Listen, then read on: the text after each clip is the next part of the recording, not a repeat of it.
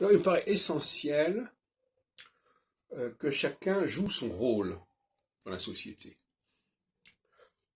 Et les récepteurs sont des enfants gâtés qui veulent qu'on leur donne tout sur un plateau.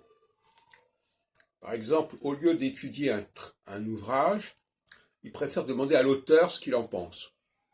C'est ridicule. Au lieu de situer l'ouvrage dans une histoire, ils demandent à l'auteur de le faire. Et à ce moment-là, ils s'abaissent, hein, ils se limitent. Les gens qui sont des observateurs, c'est une qualité et un défaut d'être observateur, parce qu'on n'est pas acteur, eh bien, ils doivent mettre leur capacité d'observation, leur expérience d'observation, au service de la connaissance et de la description des textes. Ils ne vont pas passer par l'auteur systématiquement.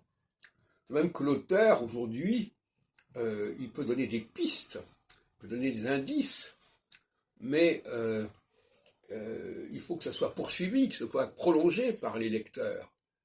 Et ça sera de plus en plus le cas. De plus en plus le cas, le lecteur a accès à Google, il peut confronter les sources, etc. Donc être lecteur, c'est un métier quelque part. Et il ne faut pas que tout repose sur les épaules de l'auteur. Hein.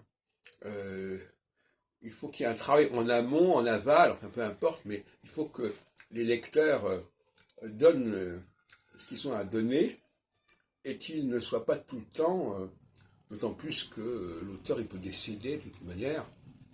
Et l'autre jour, j'avais une discussion avec un de mes amis du Café Philo et on reconnaissait que quand on a un auteur, il faut lui demander des choses puissantes et pas des détails que l'on pourrait obtenir soi-même sur Internet, etc.